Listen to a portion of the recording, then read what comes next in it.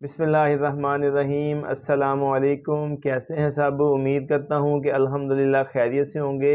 اس دعا کے ساتھ اپنی ویڈیو کا آغاز کرتے ہیں کہ اللہ آپ کو خوش رکھے، آباد رکھے، سدا ہنستے مسکراتے رہیں۔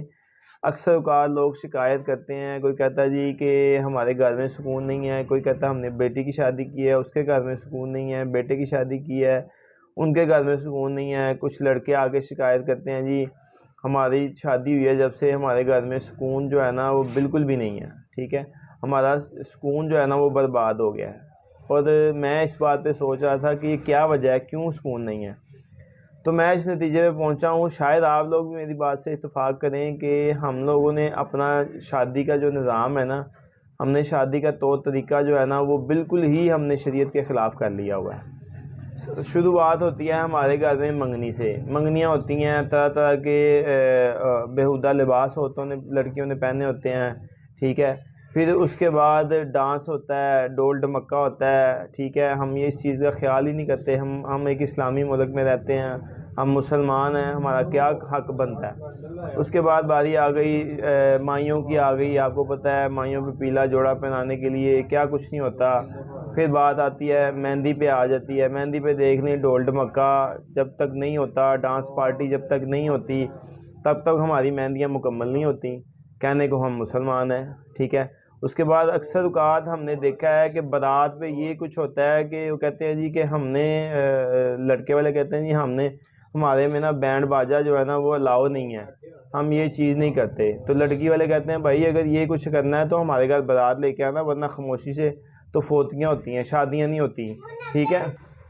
اسلامی ملک میں بھلا کوئی ایسے کیسے کہہ سکتا ہے کہ بغیر بینڈ باجے کے فوتیاں ہوتی ہیں، شادیاں نہیں ہوتی؟ یہ کتنے افسوس کی بات ہے، ٹھیک ہے۔ اس کے بعد چلو مان لیتے ہیں بارات آ گئی، بینڈ باجا بھی بج گیا، آتش بازی بھی ہو گئی، سب کچھ ہو گیا، ڈانس پارٹیاں بھی ہوتی ہیں، غیر اخلاقی لباس پہنے ہوتے ہیں لڑکیوں نے، مخلوط سسٹم ہوتا ہے کھانے کا، بیٹھنے کا، اس چیز کا خیال تو کیا ہی نہیں جاتا کہ ہم مسلمان ہیں، ٹھیک ہے۔ اس کے بعد جب باری آتی ہے نکاح خواہ کی، وہ کہتا ہے یہ نکاح پڑھانے کے لیے اب مجھے بتائیں حق مہر کتنا رکھنا ہے، ٹھیک ہے۔ جب حق مہر کی باری آتی ہے تو پھر کہتے ہیں مولوی صاحب جو شرعی حق ہے نا، حق مہر بنتا ہے وہ لکھ لیں، ٹھیک ہے۔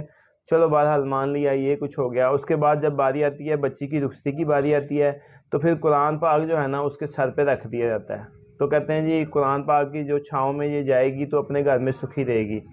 قرآن پاک کی جب ہم نے شروع سے لے کے اینڈ تک مانی نہیں ہے تو پھر اب قرآن پاک ہمیں کیسے اس بات سے سکھ دے سکتا ہے؟ اب مجھے یہ بتائیں کہ جب ہم نے اپنی جو منگنیاں کی ہیں، ہم نے جو مہندیاں کی ہیں، مائیوں کی ہیں، جو ہم نے بارات کی ہے، کیا وہ قرآن پاک کے مطابق کی ہے؟ کیا ہمیں قرآن یہ درس دیتا ہے؟ کیا ہماری شریعت یہ درس دیتی ہے کہ غیر اخلاقی حرکات کریں، غیر اخلاقی لباس پہنیں، ڈانس کریں، ڈول بجائیں، باجے بجائیں؟ کیا ہمارا اسلام، ہمارا قرآن پاک ہمیں یہ تبلیغ دیتا ہے؟ جب سارا کچھ ہم نے اپنی مرضی سے کر لیا تو پھر ہم رخصتی بھی اپنی مرضی سے کریں، پھر قرآن پاک کو سر پہ رکھنے کا کیا جواز بنتا ہے؟